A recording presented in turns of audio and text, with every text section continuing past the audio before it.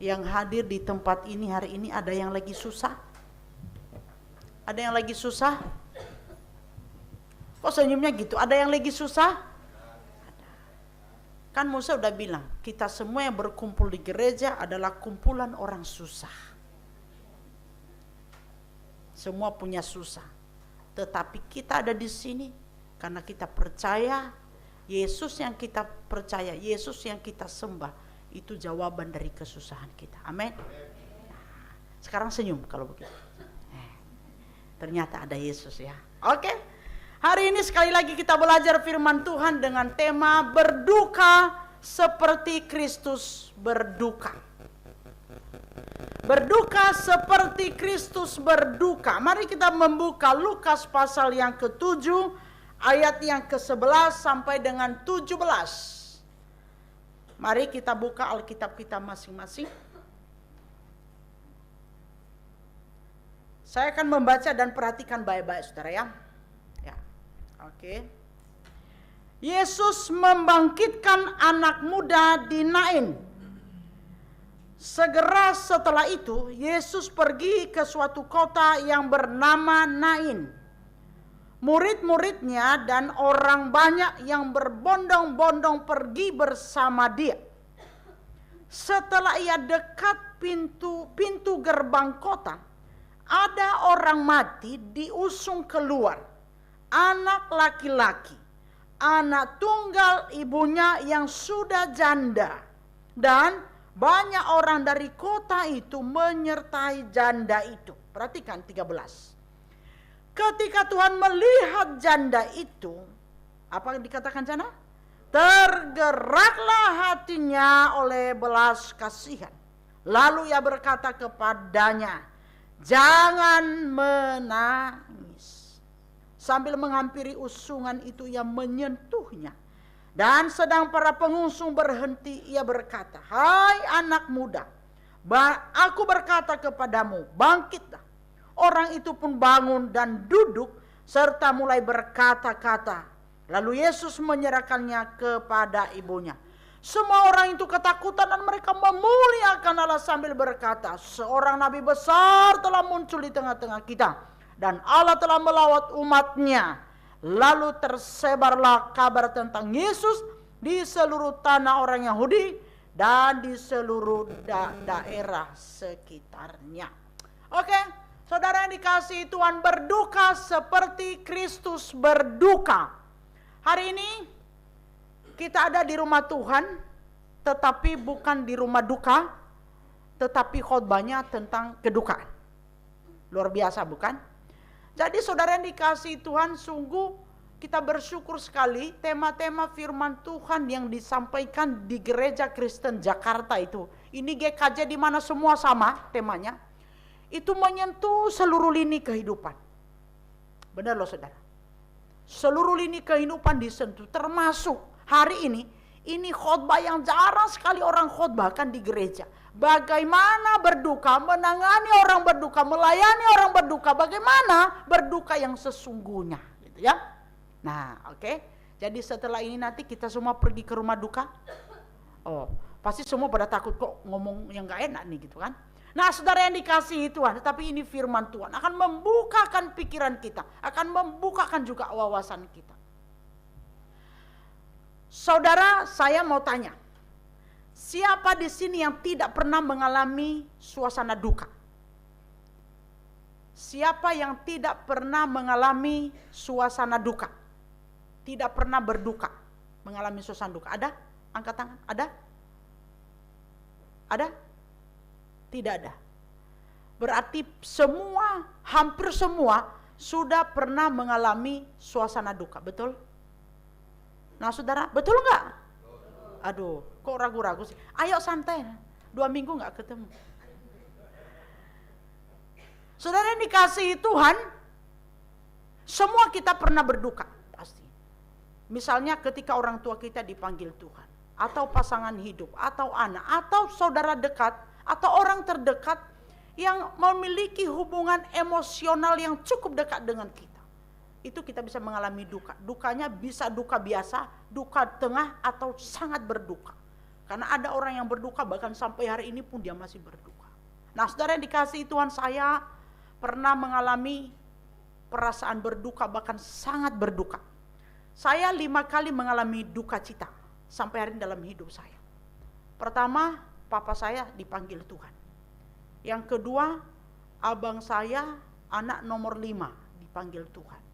Lalu yang belum lama abang saya anak nomor ketiga dipanggil Tuhan. Saya nomor 8. Berarti nomor 8 kan agak jauh gitu kan? Ya berharap lama gitu kan? Kan jauh nomor 8. Amin. Ya amin ya, biar ada yang khotbah terus ya. Lalu kemudian papa mertua, papanya Muse. Kami berduka sekali papa pergi. Karena kami 5 tahun rawat, jadi cukup dekat secara emosional. Maksudnya saya nggak ada lagi yang dirawat kayak bayi. Lalu mama mertua, 5 kali saya alami. Saudara dikasihi Tuhan, ada banyak orang tidak paham seperti apa sih perasaan kita ketika berduka, atau seperti apa perasaan orang lain yang dialami orang lain yang sesungguhnya ketika lagi sedang berduka. Berduka saudara tidak hanya ketika waktu di rumah duka, tetapi perasaan berduka itu bisa panjang, bisa pendek, bisa panjang. Tergantung bagaimana dia bisa menghadapi duka cita itu. Maka khotbah ini perlu sekali, saudara ya. Nah, saudara dikasihi Tuhan, ada 5 rasa yang dialami oleh seseorang yang berduka cita. Sedang berduka cita atau masih berduka cita, saudara.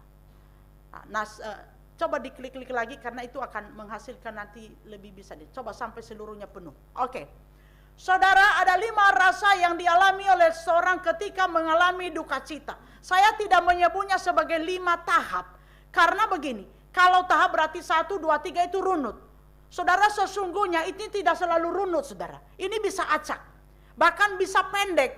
Ada yang tidak mengalami 2 dan 3, ada yang tidak mengalami yang keempat, ada yang hanya mengalami yang kelima. Jadi macam-macam. Jadi coba nanti saudara pernah berduka cita, coba deteksi saudara ya.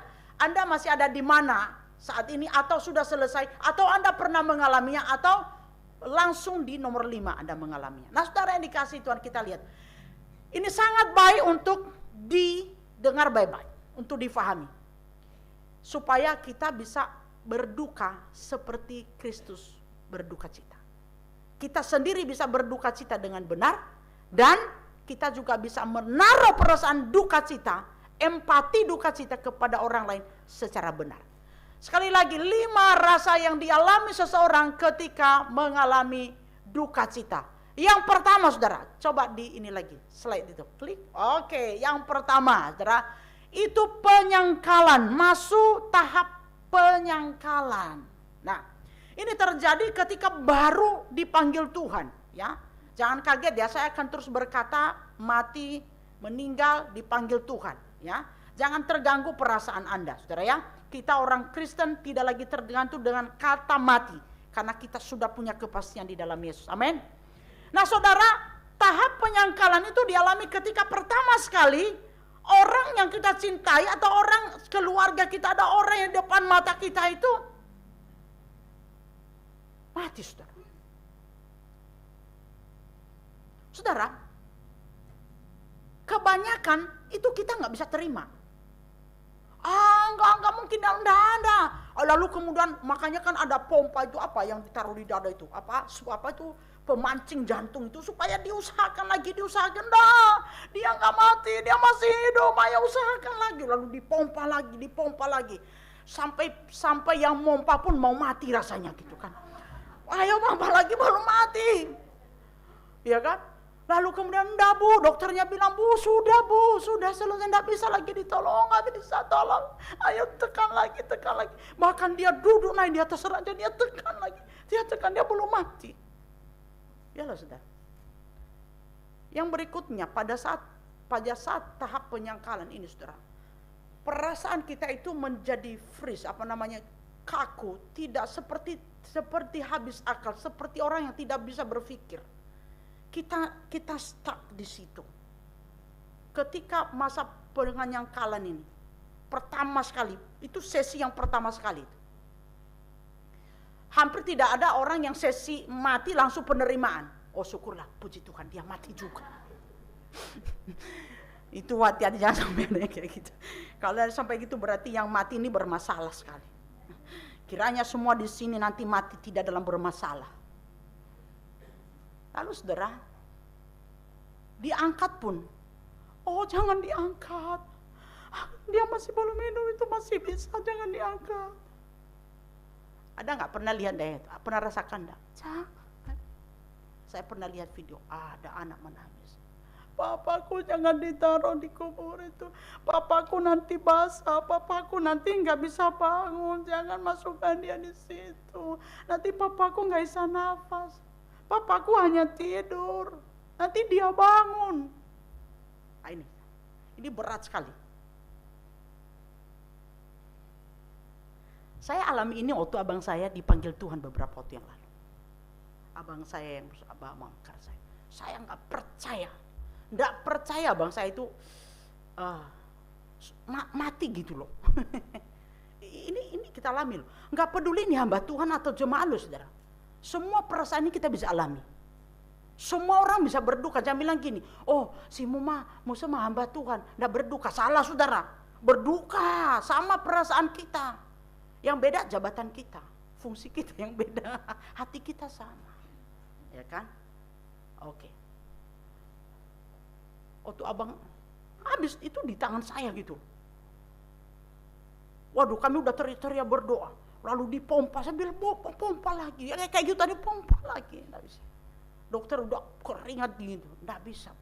Sudah enggak bisa ditolong. Waduh, enggak bisa. Waduh, enggak bisa. Kita masih berusaha, saya tekan ininya.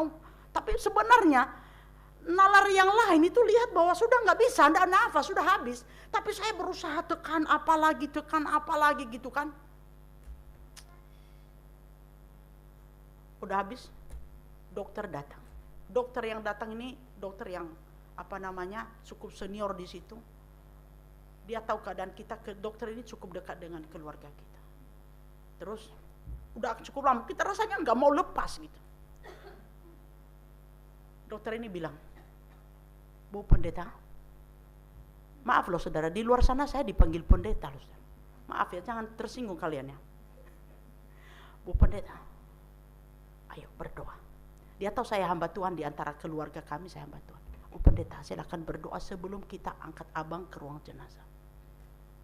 Saya nangis saudara, saya bilang saya tidak mau berdoa. Saya hamba Tuhan saudara, saya nggak bisa berdoa. Dokter sampai saya gini, dokter yang mati itu abang saya ini. Saya nggak bisa berdoa. Loh benar loh, saya nggak berdoa loh. Ini abang saya ini. Masa saya bilang, Tuhan terima kasih, Engkau sudah ambil abang saya, terima kasih. Bagus sekali Tuhan. Saya berangkat dari sini berharap pulang abang saya sehat. Terus setelah mati, barusan mati saya bilang, Tuhan Yesus, Engkau bahaya sekali, abangku sudah mati. Maka saudara, kalau ada yang berduka seperti itu, baiknya kita, inilah penting dalam berjemaat ya, baiknya kita jemaat ya. Makanya saya sama Musa kalau pergi, dan jangan hanya saya sama Musa, jangan suruh keluarga itu yang berdoa. Itu fungsinya kita datang. Mereka tidak bisa berdoa, kita pasti berdoa. Musa pasti berdoa, Tuhan terima kasih, Kau telah menyatakan kuasa-Mu dalam keluarga ini. Dan mungkin mereka bisa berdoa begitu. Bahkan jangan-jangan ketika Musa berdoa begitu di dalam hati, ini Musa kurang ajar amat sih. Kok kuasa Tuhan udah nyatakan, udah mati nih gitu kan. Tapi wajar, perasaan itu pasti ada. Penyangkalan. Anda tahu siapa yang berdoa? Dokter itu yang berdoa. Tidak ada satu pun, abang saya paling gede pun, itu juga orangnya rohani. Itu ketua majelis gereja. Tidak bisa juga berdoa. Dia hanya bisa nangis. Akhirnya yang doa siapa? Dokter itu yang berdoa. Setelah dia tepuk-tepuk pundak kita semua, ayo kita bawa ya ke ruang jenazah ya. Wah, saudara, tidak terima saudara, tidak terima saudara. Kok sebagian sudah mulai nangis? Iya fakta loh saudara ya. Oke, yang berikutnya, tahap yang berikutnya saudara, atau perasaan yang lain adalah marah. Marah. Jadi coba perhatikan, kalau ada yang berduka seperti ini jangan kaget saudara ya. Ini salah satu sebenarnya sesi seminar panjang ini tentang kedukaan. Jadi kalau ada yang berduka seperti ini, Anda jangan kaget, Anda bisa paham. Ya, supaya kita bisa saling menangani satu dengan yang lainnya. Marah. Gak terima kan? Marah. Waduh, suaranya bisa mulai menyentak-nyentak. Jangan pancing kalau sudah begitu loh, saudara. Dia bilang, jangan marah. Itu aja kamu marah. Waduh, bisa bahaya, saudara. Marah, tidak saya terima, marah. Marah kepada orang, bisa marah kepada dirinya sendiri, bahkan bisa marah kepada Tuhan. Pada tahap yang ini, kalau engkau dimarahin, nggak usah ikut marah. Sabar, dia sedang marah. Bahkan ada yang sampai ini kan, salahkan diri sendiri, pukul diri, ini gara-gara aku, ya kan, marah dia kan. Tuhan jahat. Kalau tahap ini, saya alami tahap ini. Ternyata saya alami semua ya. Waktu papa saya dipanggil Tuhan, saya baru kelas 3 SMA. Papa saya dipanggil Tuhan. Saya nggak ada waktu itu, saya di asrama saya balik. Masih kelas 3 SMA, papa udah meninggal. Saya marah, saudara. Selama 3 hari di rumah saya marah terus, bukan marah kepada orang, marah kepada Tuhan. Saya teriak-teriak, tahu bilang apa? Tuhan jahat, Tuhan jahat. Saya pukul-pukul, Tuhan jahat, Tuhan jahat. Setiap orang datang, Tuhan jahat. Orang marahin saya, banyak orang marahin saya waktu itu, karena mereka nggak ngerti, mereka nggak belajar psikologi pastoral. Muli, kamu diam. Waktu itu namanya saya Muli. Yang terakhir saya ibu pendeta. Sekarang saya Simu di sini. Muli, diam kamu. Jangan bilang begitu. Saya lawan. Apa kamu? Bapak saya udah dipanggil itu dimati. Tuhan jahat. Papa saya barusan janji, saya lulus SMA saya dikasih poluan. Berarti papa saya mati gagal nih. Gak jadi poluan gua. Saya bukan sakit karena papa saya dipanggil Tuhan, saya mikir poluannya saya. Gak jadi, gak ada duit, gak ada apa-apa. Jadi bukan karena papa saya mati, kan saya gak jadi poluan nanti. Saudara yang dikasih Tuhan. Ya kalau ada yang seperti itu, tepu-tepu saja. Ya, sabar. Gak usah banyak ngomong, sabar. Gak usah lawan, gak usah tambah marahin gitu ya. Dengarkan saja dia dulu. Nanti ada masanya. Berikutnya, tawar menawar. Nah, nih tawar menawar. Perasaan tawar menawar. Sesi berikutnya bisa, saya katakan ini bisa tidak selalu runut gitu ya. Tergantung keadaan yang dialami seseorang. Tawar menawar. Aduh, ya. Ini biasanya masih dalam suasana duka, masih dalam di rumah duka atau masih belum dikuburin. Ini bisa terjadi, bahkan sangat bisa terjadi, berkecamuk sekali. Dan itu bisa sampai nanti setelah dikubur pun dialami gitu ya. Aduh, serem kali kalau kita hari ini ada kubur-kuburnya ya. Nah, saudara, tawar menawar, saudara. Waduh. Andai. Aduh. Kalau kemarinnya aku nggak kasih dia obat yang itu. Aduh, pasti dia nggak mati. Ini karena obat yang ini. Aduh, harusnya obat yang sana, harusnya saya tanya sama yang itu. Kemarin kan dia sakit yang sama. Aduh, harusnya saya tanya. Kalau gitu kan suamiku nggak mati. Aduh, istriku nggak mati, biar seimbangnya. Aduh, istriku nggak mati. Kan dain hati kita, ya kan? Maaf ya, nanti yang janda jangan tersinggung. Saya akan ngomong janda nanti di sini. Aduh, kalau kemarin ya, aku nggak bawa di rumah sakit ini, aku bawa di rumah sakit sana. Aduh, nggak matilah dia ini. Aduh, ini gara-gara kami miskin, kami nggak punya uang, makanya nggak bisa bawa ke rumah sakit yang bagus, makanya dia mati. Dia mati gara-gara kita miskin atau gara-gara kita kaya? Halo? Seseorang mati gara-gara kita miskin atau gara-gara kita kaya? Halo? Gara-gara apa? Gara-gara Tuhan. Keputusan Tuhan. Orang mati itu keputusan Tuhan. Bukan gara-gara engkau miskin, gara-gara engkau kaya. Ada banyak orang kaya, dia juga bisa mati. Tapi ada juga orang yang tidak mampu. tapi panjang umur. Oke? Jadi selesaikan dirimu untuk hal itu ya. Jangan bilang karena kami gak punya ini, makanya dulu mamaku mati, makanya papaku mati, makanya kokoku mati. Sampai engkau berduka bertahun-tahun kalau engkau simpan perasaan. Saya melayani orang berduka bertahun-tahun, penuh dengan kemarahan hati. Hanya karena itu, gara-gara kami tidak mampu, akhirnya kami tidak bisa bawa rumah sakit. Salah. Nafas hidup kapan berhenti, kapan panjang, itu Tuhan yang tentu. Amin. Nah, oke ya.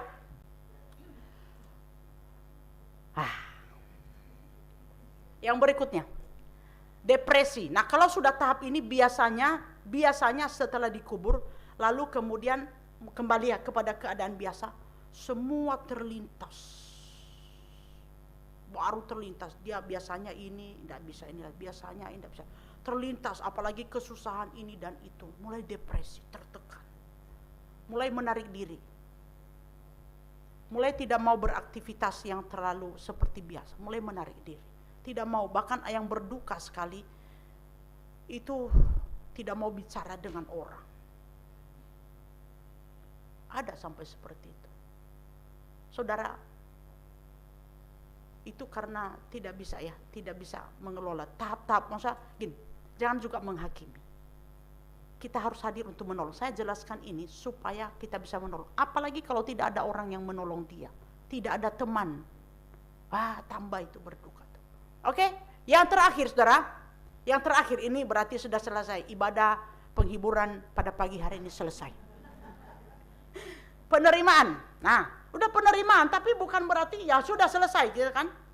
Penerimaan bukan berarti udah bahagia, syukurlah udah selesai semua, bukan saudara. Tapi penerimaan adalah artinya gini, dia sadar betul, kita sadar betul bahwa seseorang yang kita kasih ini sudah berakhir. Sudah berakhir. Ada perasaan sedih, ada perasaan duka, tetapi bukan lagi duka yang depresi, tetapi perasaan kehilangan secara manusiawi, tetapi tidak lagi menghasilkan tekanan yang besar. Ketika sudah sampai di tahap penerimaan ini saudara, maka kemudian orang mulai bisa move on, mulai bisa beraktivitas, lalu melanjutkan hidup, mulai melanjutkan hidup, mulai melanjutkan hidup, mulai melanjutkan hidup. Ya, berapa waktu yang setahun lebih ini, kakak saya berduka sekali. Sebenarnya saya juga berduka, tapi beberapa waktu yang lalu sudah masuk tahap penerimaan. Saya sekarang kalau telepon, dia bilang begini, ya sudah deh, abangmu sudah tidak ada. Kami harus melanjutkan hidup. Apapun yang terjadi, kami harus lanjutkan hidup. Anak-anak harus sekolah, anak-anak harus diperjuangkan. Tapi di dalam air mata, artinya sudah terima, tetapi perasaan kehilangan itu masih ada. Itu wajar. Nah saudara yang dikasihi Tuhan, kelima bagian ini, kelima rasa ini, saya yakin bahwa ibu ini, seorang ibu, seorang janda yang kita baca barusan di dalam Lukas pasal 7 ini saudara, saya sangat yakin bahwa dia sudah merasakan perasaan ini, bahkan pernah merasakan perasaan ini dan dia rasakan lagi. Perhatikan baik-baik, dia seorang janda. Janda dimaksud di sini bukan berarti suaminya pergi begitu saja lalu pergi dengan will yang lain, bukan saudara ya.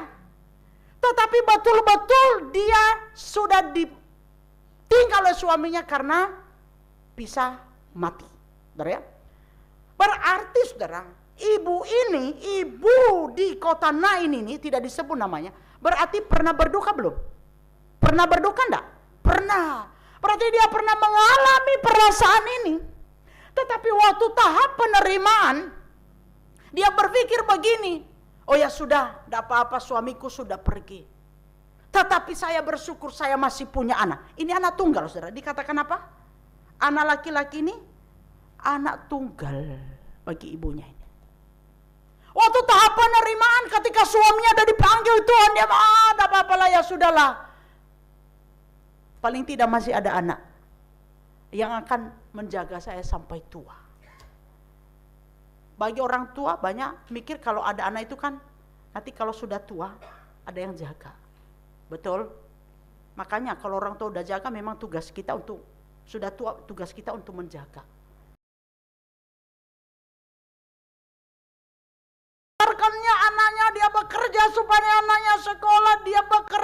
supaya anaknya bisa bisa mempersiapkan ini masih muda. Kalau saya perkirakan dia, anak muda, aku berkata bangkilah anak muda yang sedang produktif. Harapan ibunya satu-satunya, suatu saat mati. Anda bisa rasakan perasaan ibu ini? Anda bisa rasakan perasaan ibu ini? Saya rasa sekaligus sampai di nomor 4 sekaligus masuk itu. Sekaligus masuk itu. Penyangkalan, marah, tahu menar, depresi. Berat sekali. Rasanya dunia gelap. Aku bayangkan kalau aku yang rasakan, oh Tuhan Yesus, mati aku. Gelap rasanya dunia ini. Dia menangis.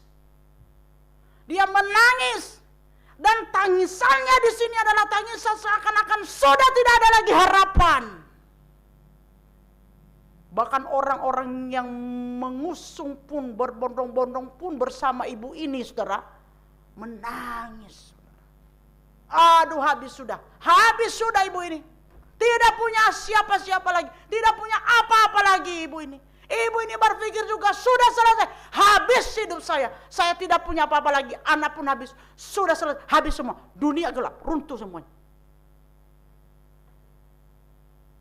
Di saat seperti itu, Tuhan Yesus datang. Tuhan Yesus itu mau masuk, saudara. Lalu ketemu dengan usungan itu orang yang berduka cita, rame-rame yang mau kuburkan anak ini. Tuhan Yesus mendengar tangisan ibu ini. Lalu perhatikan. Di dalam sedang menuju satu tempat, Tuhan Yesus masih peka, peduli dengan ibu yang sedang berduka cita ini. Tuhan Yesus lewat saja. Ada orang mati ya. Oh ya udah, berangkat. Oh, ada ibu menangis ya. Oh ya sudah. Oh, ada yang anaknya mati ya. Oh ya. Pokoknya ucapkan di grup, turut berduka cita. Kiranya Tuhan beri kekuatan. Selesai. Lewat. Oh, ada yang mati san. Oh, udah mati ya. Oh ya udah. Tuhan Yesus enggak begitu. Tuhan Yesus mendengar ibu itu menangis. Dia tahu betul perasaan ibu. Dia tahu betul apa yang dirasakan ibu itu. Dia tahu bahwa ibu itu juga seorang janda. Dia sedang berduka, menyelesaikan dukanya. Muncul lagi duka yang baru. Dia tahu betul bahwa ibu itu merasa bahwa dunia seakan-akan runtuh. Tuhan Yesus tahu itu. Tuhan Yesus tahu seberapa perasaan kita ini berduka, seberapa perasaan kita ini menderita, seberapa perasaan kita ini menangis. Tuhan Yesus tahu. Orang lain mungkin tidak tahu, tapi Tuhan Yesus tahu. Tuhan Yesus akhirnya berhenti dia. Tuhan Yesus bilang apa? Jangan menangis. Kenapa Tuhan Yesus berkata jangan menangis? Kenapa? Karena apa? Tuhan Yesus segera memberi solusi. Ibu, udah jangan menangis seperti engkau punya Tuhan. Engkau punya Tuhan, ini aku Tuhan. Aku mau tunjukkan kepadamu bahwa aku adalah Tuhan untuk kamu. Sekalipun anakmu, suamimu enggak ada, kamu tunjukkan bahwa aku Tuhan atas hidupmu. Jangan menangis lagi seperti orang yang enggak punya Tuhan. Ibu, jangan menangis. Lalu Tuhan Yesus memberi solusi. Anaknya dibangkitkan. Pasti dalam perasaan ibu, bapak ibu, pikiran bapak ibu, lah ya Tuhan Yesus bisa bangkitkan. Terus kita kan tidak bisa bangkitkan. So bagaimana kita bilang jangan menangis? Saudara yang dikasihi Tuhan.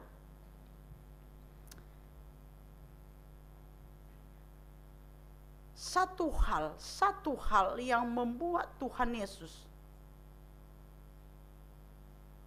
berhenti sejenak, mendengar ibu itu menangis, lalu memberi solusi, karena satu kalimat, perhatikan, ayat 13. Apa yang membuat Tuhan Yesus bisa berduka, merasakan duka ibu itu? Apa yang membuat Tuhan Yesus berhenti dan berkata, jangan menangis, aku memberi solusi bagimu. Perhatikan ayat 13, kita baca sama-sama. 1, 2, 3. Ketika Tuhan melihat janda itu, apa? Tergeraklah hatinya oleh belas kasihan. Saudara perhatikan, ini titik baliknya. Tuhan Yesus itu dengar dan mau mendengar tangisan ibu itu. Tuhan Yesus bahkan berhenti untuk memberi solusi kepada ibu itu. Kenapa? Hatinya tergerak oleh apa? Belas kasihan. Saudara yang dikasihi Tuhan, slide berikutnya. Berduka seperti Kristus berduka, kuncinya bagaimana?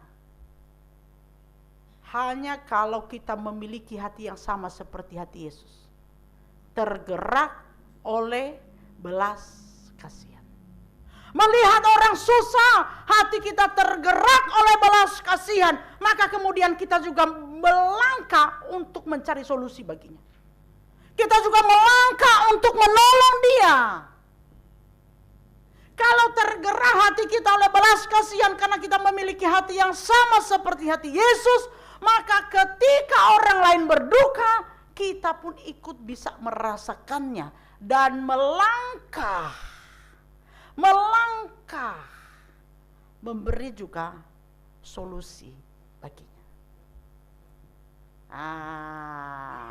Saudara dikasih Tuhan, Anda tahu saudara, maaf ini ya, jangan tersinggung nantinya. Ini khotbahnya khotbah kedukaan tapi bisa menyinggung perasaan saudara. Itu sebabnya ketika orang berduka, yang paling dekat ini, bukan promosi ini, Bunte Bio, ya kan? Sudah ditaruh di Bunte Bio. Sedikit sekali orang datang. Diumumkan, ayo ada ibadah kedukaan. Sedikit orang yang mau datang ke rumah duka. Tahu kenapa? Tahu kenapa?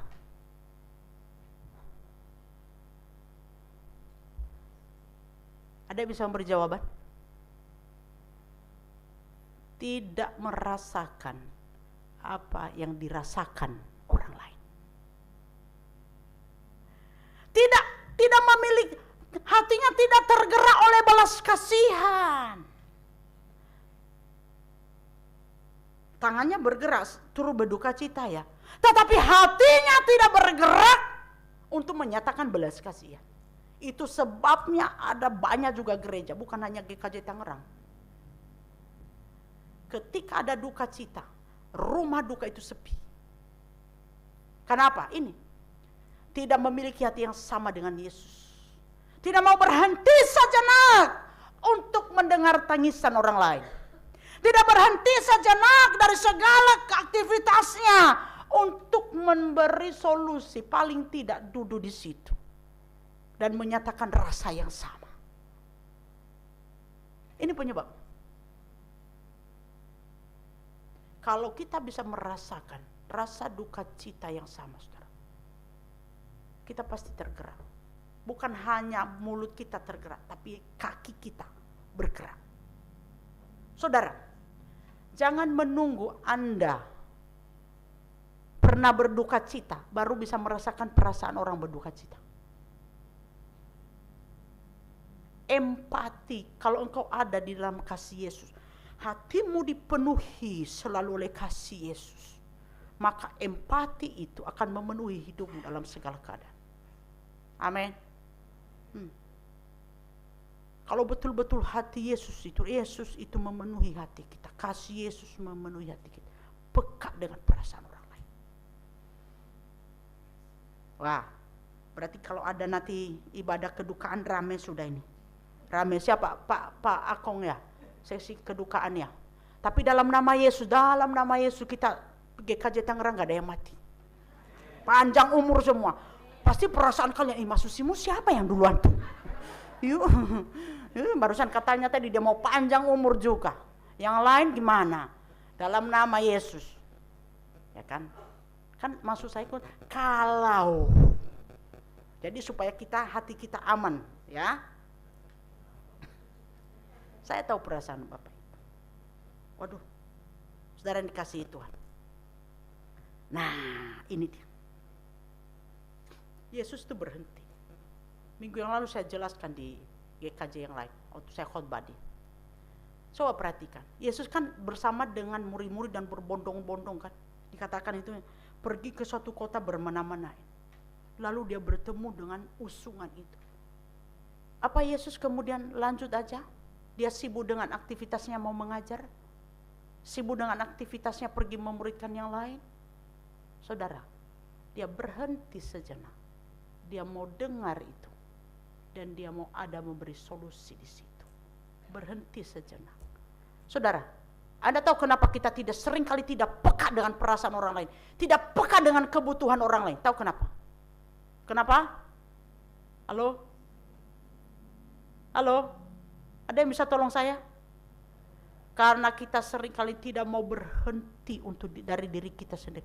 Tidak mau berhenti dari segala kesibukan kita. Tidak mau berhenti dari segala kebutuhan kita. Tidak mau berhenti dari segala yang berhubungan dengan diri kita.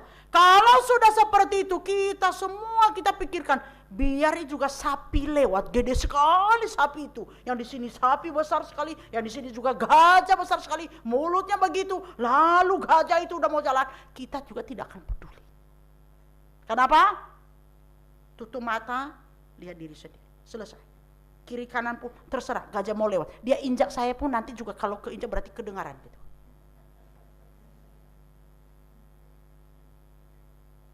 Yesus berhenti. Sejenak dia berhenti. Dia mau dengar tangisan orang lain. Dia mau rasakan rasa orang lain. Ini tidak hanya berbicara masalah duka. Ada banyak sekali orang. Duka itu macam-macam. Kita merasakan duka cita dalam hati ini bukan hanya karena kematian. Duka itu luas ketika hati kita susah. Ayo. Semua orang bisa berduka loh saudara. Saya pikir, oh kalau hamba Tuhan tidak berduka dia. Oh kalau sudah BPJ tingkatannya enggak, kalau ada yang mati enggak rasa duka dia. Enggak, orang berduka enggak pakai level coy. Sama semua. Tak kasih tahu ya, tapi Simu bukan marah, tapi kasih tahu aja ini. Waktu Simu berduka kapan hari? Betul-betul hanya 2 orang yang betul-betul berdoa untuk saya. Benar-benar tanya dan berdoa untuk saya. Saya tahu Bapak Ibu merasa turut berduka cita ya Simu, karena Bapak Ibu pikir udah level hamba Tuhan Simu loh, apalagi khotbahnya besar sekali suaranya. Nggak mungkin berduka lah itu. Saudara saya bukan untuk saya nggak marah saudara, tapi saya kasih tahu sama saudara, berduka itu nggak ada levelnya. Orang kaya, orang susah, ekonomi level apapun semuanya sama perasaan kita ini. Urusan perasaan, urusan bertumbuh di dalam Tuhan sama, kita ini manusia yang sama. Hanya jabatan kita yang berbeda. Hanya tempat pekerjaan kita yang beda, perasaan kita sama. Ngerti maksud saya? Ya, gitu. Jadi kalau berduka itu jangan pikir dia mah. Oh kalau enggak usah lah. Kalau itu enggak usah lah kita pergi dan Anda terlalu butuh, salah saudara. Nah, oke. Sekarang bagian penutup yang praktis kan. Slide berikut. Nah, ketika kita berduka cita menyatakan duka cita dengan orang yang sedang berduka cita. Apa yang harus kita lakukan? Secara khusus ketika kita pergi ke rumah duka. Ketemu dengan orang berduka cita ke rumah duka atau ketemu dengan orang yang masih berduka cita. Oke? Apa yang harus kita lakukan? Yang pertama sudah. Datang ke rumah duka untuk menghibur. Sama-sama baca.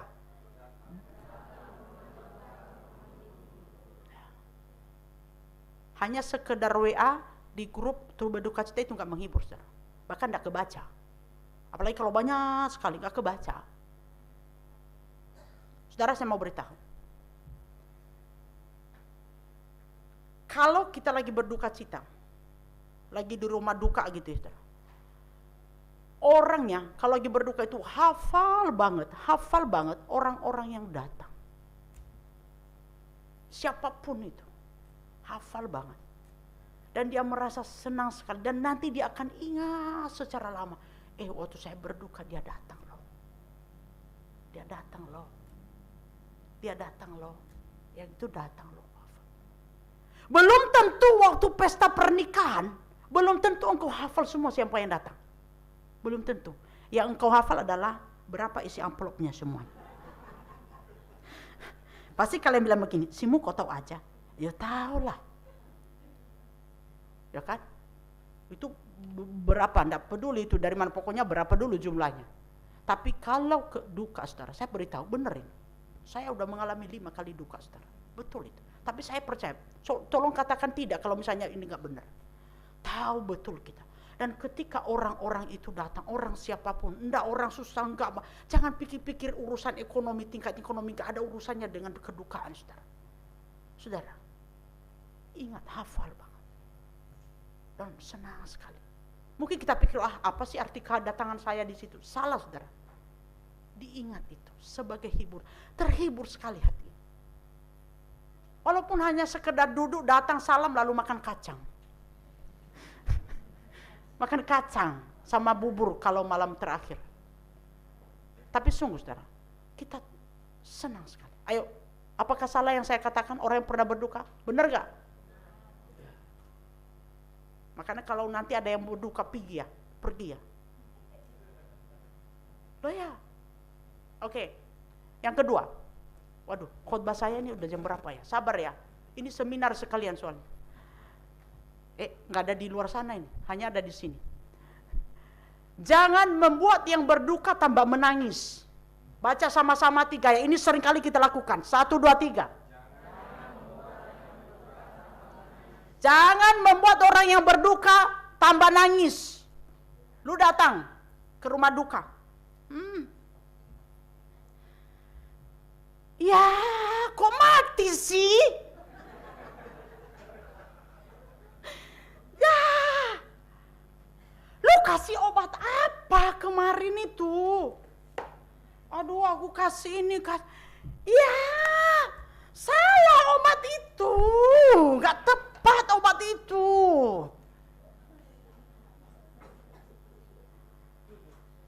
Waduh, orang lagi gak penerimaan. Orang lagi tertekan. Kemarin dirawat di rumah sakit mana? Kok saya begini ya? Kok ibu-ibu semua cenderung begini? Bapak-bapak juga di rumah sakit mana kemarin? Ini di sana. Aduh, bro, kok bawa di situ? Lu punya papa kok bawa di situ, bro? Sana rumah sakit bagus. Lu nggak bilang sama gua sih? Ya Tuhan. Kita mau pindahkan ke rumah sakit manapun, kita mau kasih obat merek apapun, itu yang mati udah mati. Jangan udah ngasih tambah-tambahin lagi, udah mati, udah.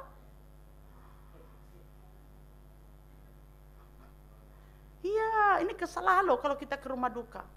Mending udah tepu-tepu aja pundaknya, Tuhan menolong. Lebih baik duduk saja sambil makan kacang, udah nggak usah banyak ngomong.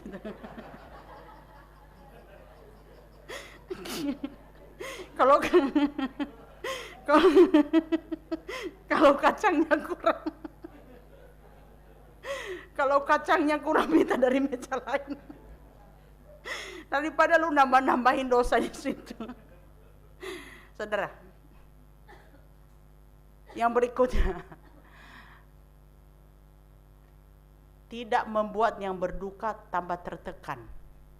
Kalau ke rumah duka atau ketemu orang yang berduka. Baca sama-sama, tidak. 3, 2 ya. Tidak membuat yang berduka tambah tertekan. Tahu contohnya? Ini sebenarnya banyak contoh, tapi terbatas.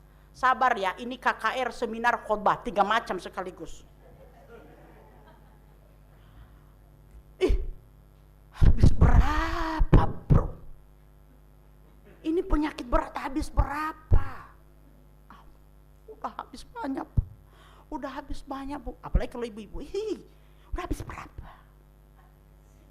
Ih, kayaknya ini cukup menggerus. Lu pikir gunung pakai menggerus? Iya, aduh udah habis. Kami udah jual tanah. Ya Dek punya tanah ya. Udah jual tanah. Kami udah jual mobil. Habis semuanya, udah jual rumah. Udah jual macam-macam. Hah? Ya ampun, lu jual semuanya. Ih, bodoh sekali kau. Kenapa kau jual semuanya? Yang mati mah mati. Kau usah pakai habis semuanya kau jual. Tahu nggak? Penghibur yang kayak gini. Seperti Ayub bilang apa? Penghibur-penghibur sialan kalian semua. Ayub tuh bilang sama sahabat-sahabatnya.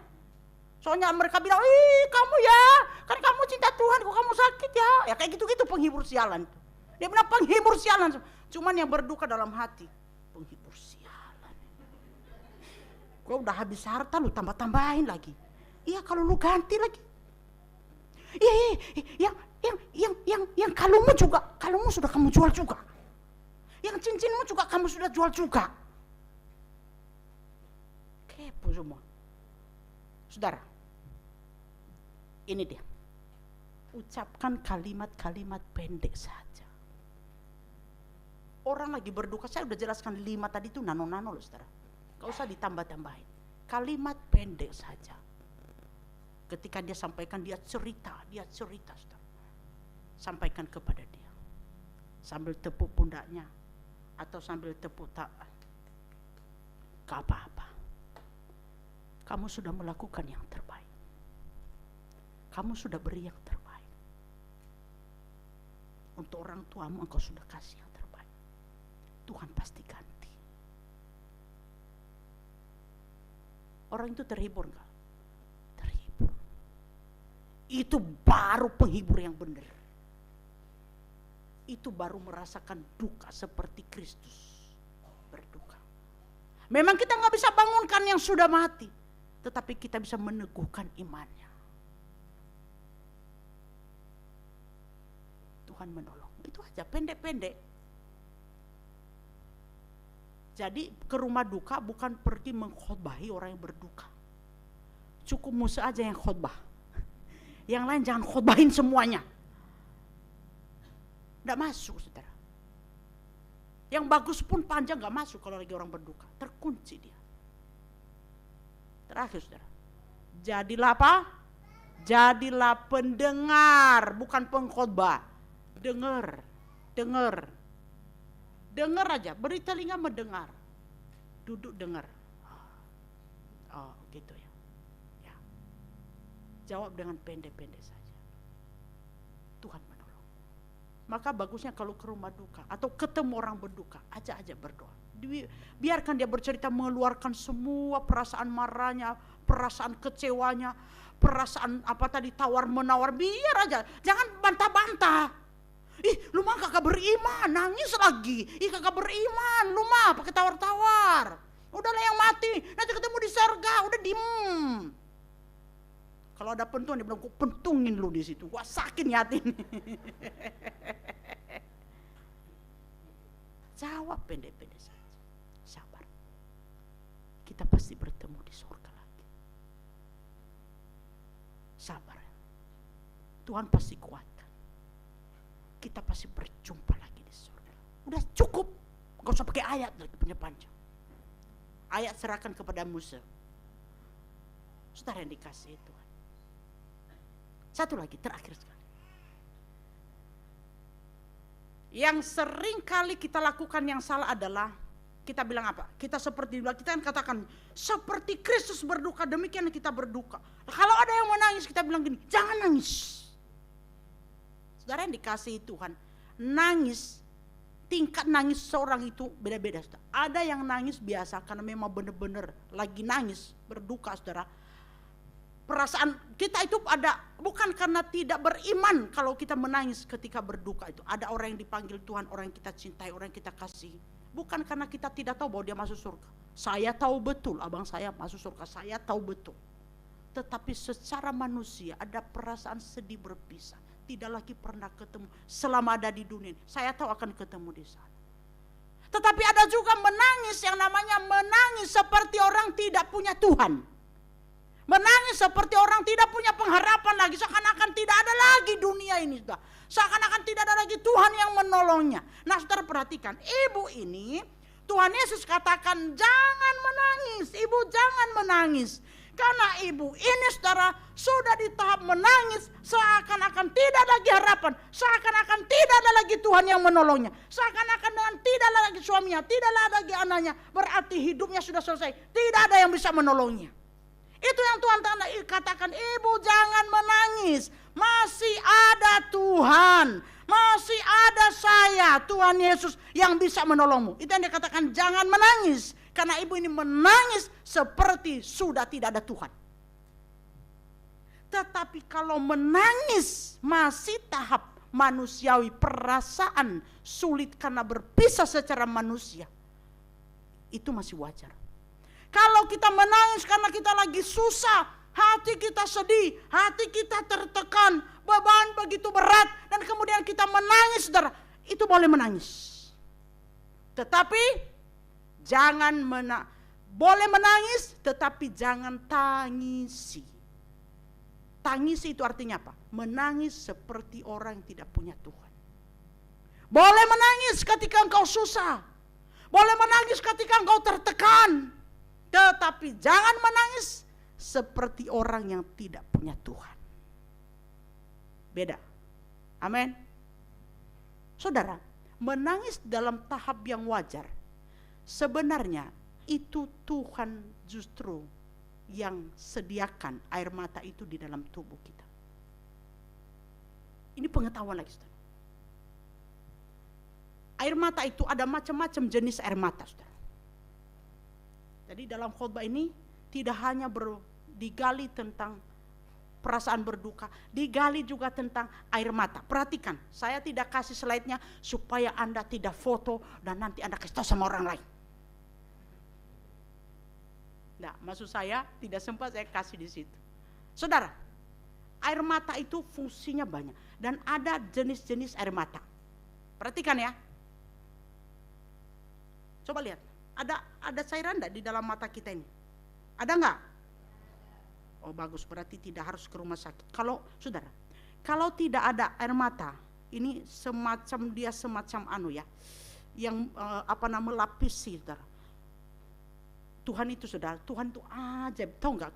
Ketika sebenarnya saya sudah tahu pelajaran ini, tapi saya dalami lagi dengan bagian ini berhubungan dengan orang menangis di masa duka. Saudara, ajaib sekali Tuhan ciptakan tubuh kita ini. Ajaib sekali. Kalau saudara tidak ada air mata, ada cairan loh di mata kita ini. Kita begini aja kan ada kan, muncul kan. Kalau tidak ada air mata yang lembut ini ya, lapisan pertama air mata. Ini selaput mata kita ini bisa robek loh, saudara. Benar gak? Makanya ketika kita gini-gini pun udah robek. Coba kalau nggak ada air mata, lu gini-giniin robek loh. Mata saya mulai kelilipan. Saya pakai ilustrasi, so. Itu ya, satu. Yang kedua, saudara, air mata itu juga untuk melindungi mata kita dari bakteri. Perhatikan baik-baik. Coba kalau Anda naik motor nggak pakai helm, tetapi tidak pakai penutup, apa yang masuk? Oh, tak pikir gajah yang masuk. Debu masuk, berarti apa? Bakteri masuk. Makanya loh, helm itu bukannya sekedar Tuhan tuh ciptakan seluruhnya di dalam dunia ini. Semuanya fungsinya untuk kita loh, saudara. Makanya kalau pakai helm bagus tuh ditutup. Helm bukan taruh di tangan lalu naik motor. Bakteri masuk semua. Helm ada di sini. Tapi mahal, karena helm yang bisa digini itu mahal.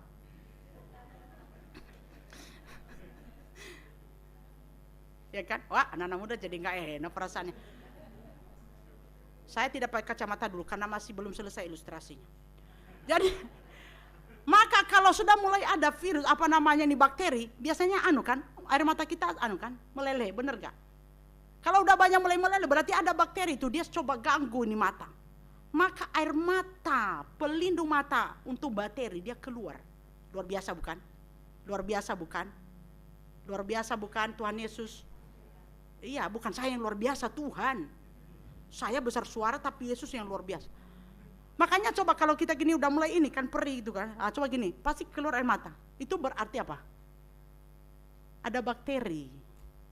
Dan secara otomatis ya, itu saya pernah khotbahkan ya tentang self control.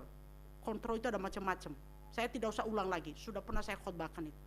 Itu auto control itu. Sudah Tuhan sediakan di dalam tubuh kita keluar.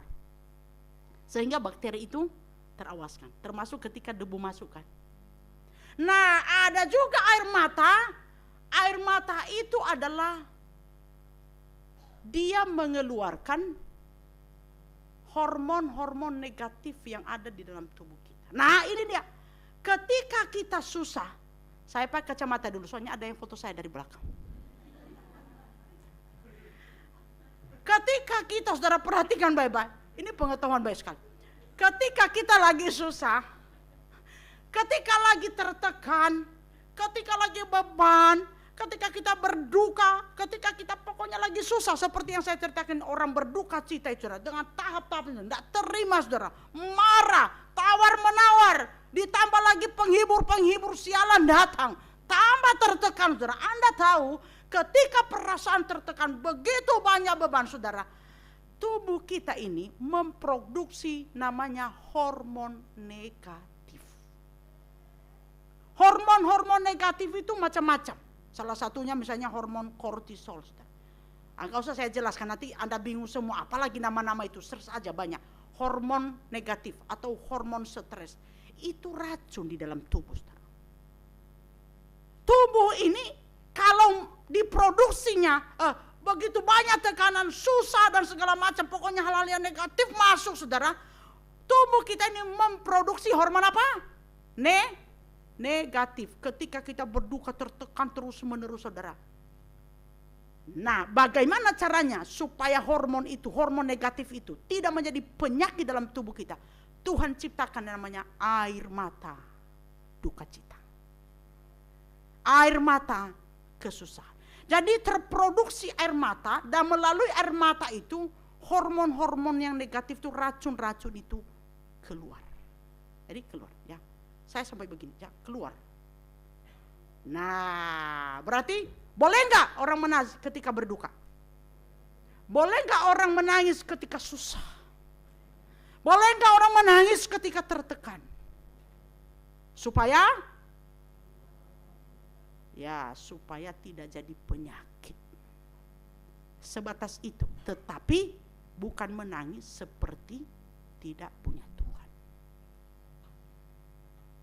Nah, makanya salah sekali kalau di dalam pelajaran yang lain, salah sekali kalau misalnya dalam kamu nggak menangis, nggak dewasa, gitu aja nangis. Laki-laki nggak boleh nangis. Kalau laki-laki nangis nggak dewasa. Brewoknya banyak tapi menangis. Kenapa saya arahkan mulai mata ke sini ya? Kelihatannya banyak brewok sebelah sini ya. Saya tidak menyinggung yang duduk paling depan. Karena dua-duanya duduk di depan ini brewoknya banyak. Gagah perkasa badan tapi menangis. Salah loh saudara. Orang boleh menangis, siapapun. Bahkan Tuhan sudah ciptakan itu. Stimulus di dalam tubuh kita Tuhan sudah ciptakan itu. Kalau anak menangis, biar dia menangis. Tapi jangan menangis seperti tidak punya Tuhan. Itu lain lagi tuh. Kita bisa bedakan itu kan. Nah, kalau ibu-ibu, air matanya itu produksinya banyak. Dikit-dikit nangis. Dikit-dikit nangis. Kenapa? Cenderung wanita itu Tuhan anugerahkan kita lebih banyak perasaan. Ada hormon yang lain lagi. Kita pernah di seminar wanita inspirasi itu kan, ada hormon lebih besar, hormon perasaannya lebih besar. Kalau laki-laki hormon logikanya yang lebih besar. Jadi maksud saya adalah bapak-bapak, kalau kami ini ibu-ibu menangis di rumah, bilang begini, menangislah. Menangislah sayang. Sepuasnya sayang. Nangislah. Kalau bisa ambil tisu, ini laki, nangis laki. Kalau misalnya istrimu menangis terus, enggak, tisumu sudah habis, ambil handuk. Bilang, istriku menangis lagi lah. Tapi kalau udah keterlaluan, bilang gini, istriku, engkau masih punya Tuhan, diam kau. Saudara yang dikasih Tuhan. Ini membuka pikiran kita semua. Tidak hanya untuk melihat duka cita orang lain, tetapi juga kita bisa melihat diri kita sendiri. Pusat dari apa yang saya katakan adalah Kristus. Kristus itu berduka, bisa merasakan duka kita, bisa merasakan kesusahan kita. Dia berhenti sejenak dan dia mendengar tangisan kita. Mungkin engkau tidak sedang berduka cita dalam arti kehilangan atau kematian, tetapi engkau berduka apa yang lain. Perhatikan saudara, jangan menangis seperti tidak punya Tuhan. Menangis secukupnya, tetapi jangan menangis seperti tidak punya Tuhan. Yesus berkata, ibu, jangan menangis. Dan tergeraklah hatinya oleh belas kasihan. Tuhan mendengar kita semua. Tuhan mendengar tangisan kita semua. Dan bila kita juga menjadi orang-orang yang bisa mendengar tangisan orang lain. Amin. Amin. Mari kita berdoa.